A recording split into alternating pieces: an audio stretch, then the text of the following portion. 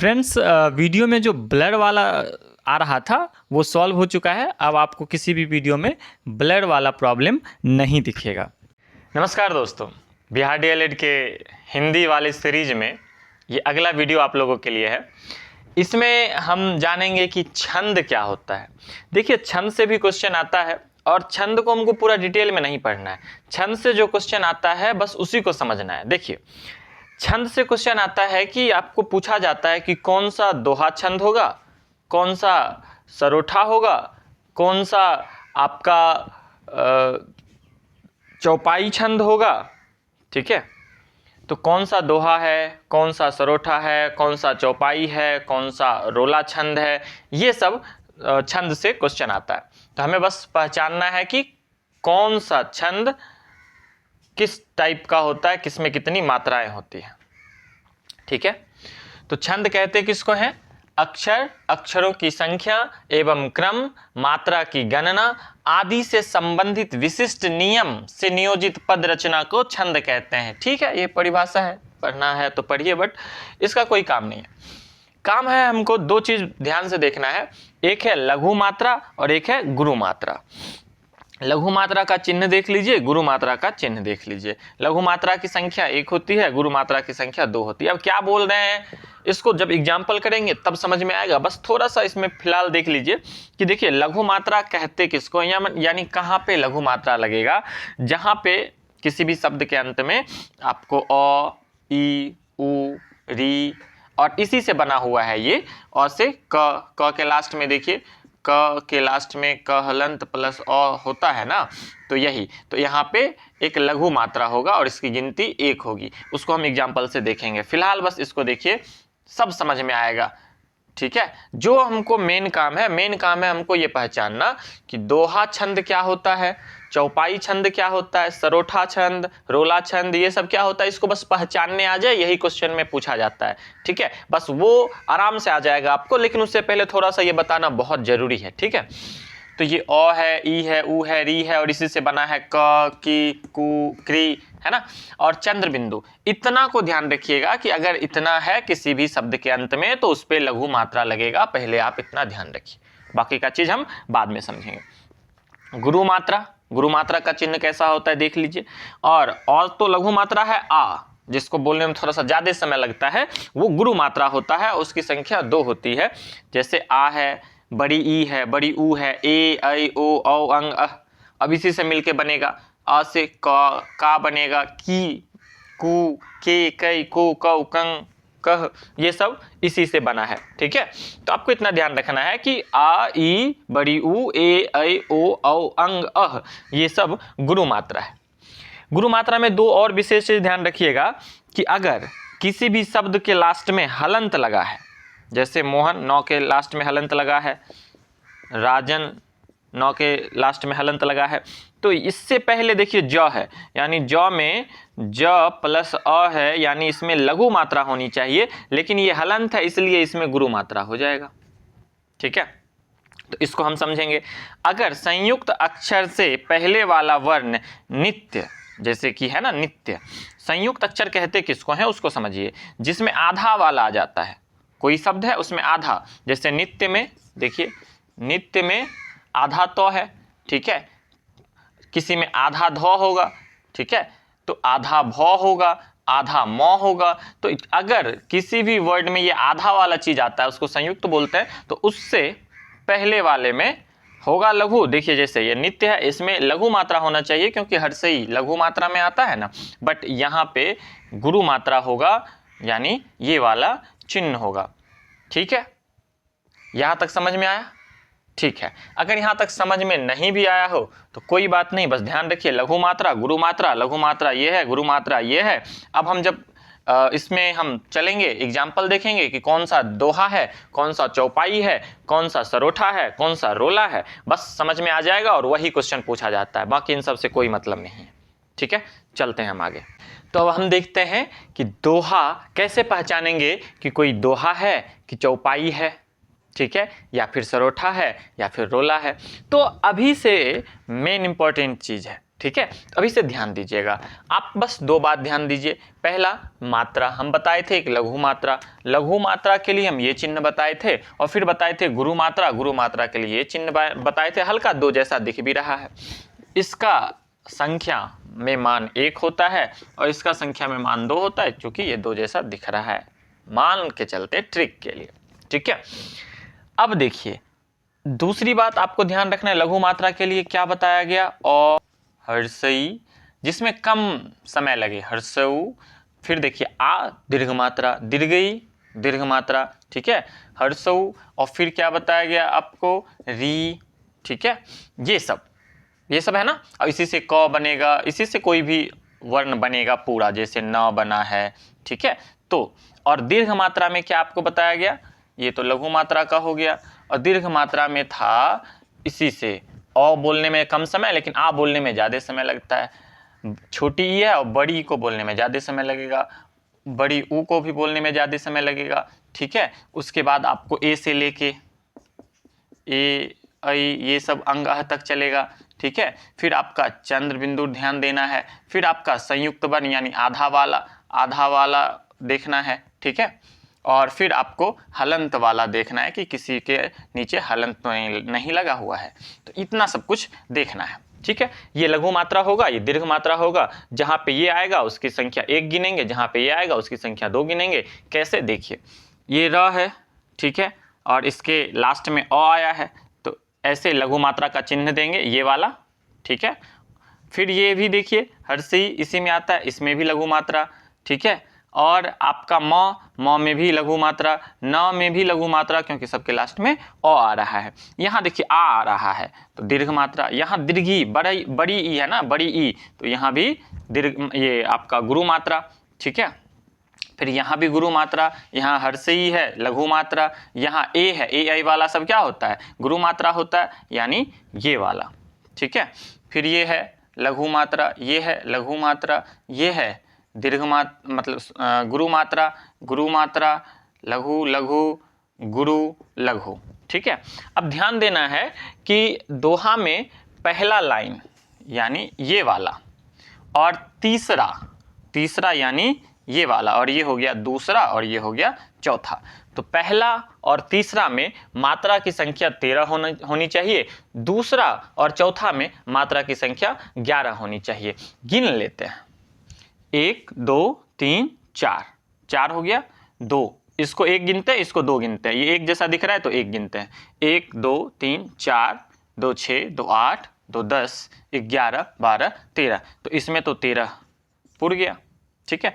अब अगर इसमें भी 11 पुर जाता है तो नीचे में भी अवश्य पुर जाएगा, इसलिए ज़्यादा गिनने की जरूरत नहीं है। यहाँ भी गिन लेते हैं, 1 2 2 4 2 6 7 8 10 और 11, देखिए यहाँ भी 11 पुर गया, यानी ये फुल कर रहा है, फुलफिल कर रहा है कि यहाँ 13 और यहाँ 11 पुर गया, मतलब ये क्या है, दोहा है, ठीक है।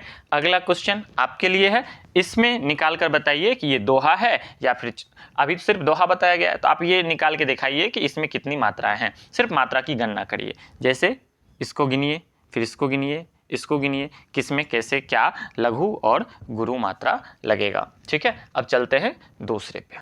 अब हम समझते हैं कि कैसे समझेंगे कि चौपाई कौन है, ठीक है। ध्यान रखिएगा, चौपाई में प्रत्येक चरण में 16 मात्राएं होंगी। मात्राएं मतलब लघु मात्रा और दीर्घ मात्रा। लघु मात्रा बताया जा चुका है, जैसे अ हो गया, छोटी ई, वो जो हर्षऊ होता है ना, री, चंद्र बिंदु, ये सब क्या है, ये सब आपका लघु मात्रा है और इसको 1 गिनते हैं। दीर्घ मात्रा में बताया गया आ, ठीक है, उसके बाद बड़ी ई, फिर दुर्गऊ जिसको बोलते हैं, ठीक है, ए से लेके अंग अह तक, ठीक है। तो ये सब क्या है, ये आपका गुरु मात्रा लगता है इस पे, और इसकी संख्या 2 गिनी जाती है। अब इसको चेक करना है कि क्या इसमें प्रत्येक चरण में 16 मात्राएं हैं। चरण का मतलब होता है जहां कोमा लगता है ना, एक लाइन, देखो यहाँ से यहाँ कोमा लगा, एक चरण हो गया, और यहाँ से यहाँ ये दूसरा चरण हो गया, फिर यहाँ से यहाँ ये तीसरा चरण है, फिर यहाँ से यहाँ ये चौथा चरण है। लेकिन इसमें बोला है कि हर एक चरण में 16 मात्रा है, ठीक है। तो देखते हैं गिन के, लघु मात्रा लगेगा यहाँ पे, गुरु मात्रा, है ना, गुरु लघु गुरु गुरु लघु लघु गुरु गुरु लघु लघु लघु लघु लघु लघु लघु लघु गुरु लघु लघु गुरु गुरु, है ना। अच्छा, ये कैसे पता चला? देखिए सीधा सा बात है, हर्षऊ छोटा वाला, है ना, ये क्या होता है? लघु मात्रा होता है, ऐसा चिन्ह होता है, इसकी संख्या 1 होती है। अब ऐसे बड़ी ई ये वाला गुरु मात्रा होता है, इसकी संख्या, इसका चिन्ह ऐसा होता है और इसकी संख्या 2 होती है। ठीक है, इसीलिए इस तरीके से हम लगाए हैं। ठीक है, तो ये क्या है, गिनते हैं कि एक चरण में यहाँ से यहाँ तक में 16 है कि नहीं है। तो 1 2 1 3 2 5 1 6 2 8 2 10 11 12 2 14 2 16। चलो यहाँ से यहाँ तक तो 16 पुड़ गया। आगे देखते हैं, 1 1 2 3 4 5 6 7 8 2 10 11 12 2 14 2 16, यहाँ भी 16 पुड़ गया। ठीक है, मतलब इसमें भी 16 इसमें भी 16, मतलब ये क्या है, चौपाई है। क्लियर है ना। उसी तरीके से आप यहाँ गिन के बताना, जैसे ये छोटा वाला, ये वाला हर्षऊ है, लघु होगा यानी 1, ये भी 1 और ये हर्षई है तो इसका भी क्या होता है, हर्षई भी तो इसी में आता है ना, लघु में, ये भी 1 होगा। ये लास्ट में अ है और अ भी किस में आता है, लघु में आता है, तो ये भी लघु होगा, 1 होगा और इसकी संख्या 1 गिनी जाएगी। 1 1 2 1 3 1 4। ठीक है, अब ये देखिए संयुक्त है तो इससे पहले क्या होगा, इससे पहले क्या होगा, आपका गुरु मात्रा होगा, है ना। फिर हम देखते हैं इसमें, ठीक है, फिर लघु, फिर गुरु, फिर लघु, फिर यहाँ पे आपका होगा लघु गुरु गुरु। अब गिन के देखते हैं, 1 1 2 1 3 1 4 2 6 1 7 8 10 11 12 2 14 2 16, मतलब इस चरण में भी 16 मात्राएं पुड़ गई, मतलब ये भी चौपाई है। अगला आप चेक कर लो और बता देना कमेंट में चौपाई है या नहीं है। फिर इसको भी आप गिन लेना, ठीक है, और बताना कमेंट में कि ये चौपाई है या नहीं है। चलते हैं अगले छंद पर। चलिए अब हम समझते हैं कि सोरठा छंद किसको कहते हैं। देखिए सोरठा छंद में प्रथम और तृतीय चरण में 11-11 मात्रा होगा और द्वितीय और चतुर्थ चरण में 13-13 मात्रा होगा। इससे पहले आप दोहा देखे थे, दोहा में क्या था, दूसरा और चौथा चरण में 13-13 था, सॉरी दूसरा और चौथा चरण में 11-11 था और पहला और तीसरा चरण में 13-13 था। दोहा का ये जस्ट उल्टा है ना, ये क्या है, दोहा का उल्टा है, दोहा का उल्टा है। कैसे, क्योंकि उसमें पहला और तीसरा में 13-13 मात्रा था, दूसरा और चौथा में 11-11 मात्रा था। इसमें पहला और तीसरा में 11-11 है और दूसरा और चौथा में 13 है, तो हुआ ना उल्टा। ठीक है, अब हम इसकी गिनती कर लेते हैं, ठीक है। और इसका एक और पहचान है, सोरठा पहचानने के लिए आप देखिएगा, इसका जो पहला चरण का अंतिम होगा ना, वही तीसरा चरण का अंतिम का लास्ट वर्ड मिलेगा। ठीक है, जैसे यहाँ बीच है, यहाँ नीच है, यहाँ देखिए वाचाल है, यहाँ दयाल है ना, वाचाल दयाल। तो पहला चरण का अंतिम शब्द और तीसरे चरण का अंतिम शब्द का अंतिम लेटर मिलेगा आपको, लगभग आपको लगेगा कि वो एक तालमेल के साथ बनाया गया है, जैसे बीच, नीच, वचाल, दयाल। ठीक है, इस तरीके से। अब इसको गिनकर देखते हैं कि पहला चरण में 11 मात्रा है कि नहीं है। ठीक है, पहला चरण में 11 मात्रा है कि नहीं है। ठीक है, देख लेते हैं पहला और तीसरा चरण, पहला और तीसरा चरण में 11-11 मात्रा है या नहीं है। तो चलिए 1 1 यानी चूंकि लघु लघु लगेगा, लघु लघु ये आकार है तो गुरु लघु लघु, है ना, गुरु लघु। गिनते हैं 1 1 2 1 3 1 4 2 6 और 7 8 10 11 मात्रा तो यहाँ पुड़ गया, है ना। तो अब आगे आप इस पे गिन के देख लेना कि 13 मात्रा है या नहीं है। फिर इस पे गिनना 11 मात्रा है या नहीं है। यहाँ भी 11 होना चाहिए, यहाँ 13 होना चाहिए और यहाँ 13 होना चाहिए। अगर कहीं कुछ नहीं पूरा तो हो सकता है कुछ स्पेलिंग लिखने में कहीं पे कोई मिस्टेक हुआ होगा। ठीक है, उसी तरीके से आप इसको भी गिन लेना। और अगर पहला और तीसरा में 11-11, दूसरा और चौथा में 13-13 पुड़ जाए तो वो सोरठा होगा, सीधा टिक कर देना। ठीक है, चलते हैं अगले छंद पर। चलिए अब हम सीखते हैं कि रोला छंद किसको कहते हैं। रोला छंद में ना प्रत्येक पंक्ति में 24 मात्रा होगा, मतलब यहां से लेके यहां तक में टोटल 24 मात्रा होगा। ठीक है, इसमें प्रत्येक जो 11 और 13 मात्रा है ना, उस पे आपको एक कोमा दिखेगा यानी विराम दिखेगा। अच्छा, ये दोहा में जाके आपको कंफ्यूज कर देगा। रोला और दोहा में थोड़ा सा आप कंफ्यूजन में आ जाओगे। कैसे कि दोहा में क्या होता है कि यहाँ 13 मात्रा और यहाँ 11 मात्रा होता है, तो उस हिसाब से ये भी 24 पुर गया। तो जब आपका मात्रा गिनोगे और 24 पुर जाएगा तो आप तो कंफ्यूज हो जाओगे कि वो भाई दोहा है या फिर रोला है। तो इसके लिए एक पॉइंट आप याद रखना कि रोला में जो है ना, लास्ट प्रथम चरण जो ये खत्म हो रहा है, इसका जो अंतिम शब्द है, कोई मेल जोल दिख रहा है? जैसे उसमें दिख रहा था बीच नीच, ठीक है, उस तरीके से इसमें कुछ नहीं मिल रहा। दयाल और इस तरीके से जो लॉ लास्ट में मिल रहा था, चौ लास्ट में मिल रहा था, बट इसमें ऐसा कुछ नहीं है, नहीं मिल रहा है ना, तो सीधा ये ये रोला होगा। ठीक है, अब हम इसको थोड़ा गिन के देख लेते हैं कि ये 24 पुरता है या नहीं। तो ये देखिए, आकार है तो गुरु मात्रा, अ है तो लघु मात्रा, अ है तो लघु मात्रा, आकार है तो गुरु मात्रा, और यहाँ भी आकार है तो गुरु मात्रा, और ये आपका गुरु मात्रा और ये आपका लघु मात्रा।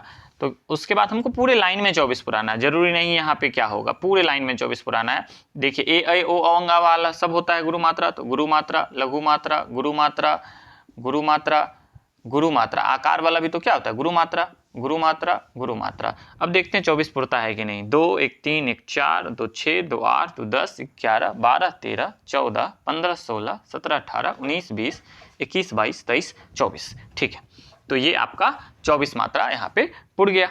ठीक है, इसमें भी 24 होना चाहिए। ठीक है, तो आप गिनकर बताना कि 24 है या नहीं है। अगर दोनों में 24 मात्रा यानी प्रत्येक पंक्ति में 24 मात्रा हो गया तो वो रोला होगा, ध्यान रखिएगा। ठीक है, और इसका जो पहला चरण का अंतिम है, दूसरे यानी तीसरे चरण के अंतिम से नहीं मिलेगा, इस बात को भी आप ध्यान से देखिएगा। ठीक है, चलते हैं अब अगले छंद पर। अब हम देखते हैं कुंडलिया छंद को। ठीक है, ये किस चीज से बना होता है, ये एक दोहा और एक रोला, ठीक है, दोनों से मिलकर बना होता है, ज्यादा इस पे दिमाग लगाना नहीं है। हाँ, एक चीज ध्यान रखिएगा, इसमें 6 पंक्ति होता है। ठीक है, जैसे गिने 1 2 3 4 5 6 पंक्ति होता है।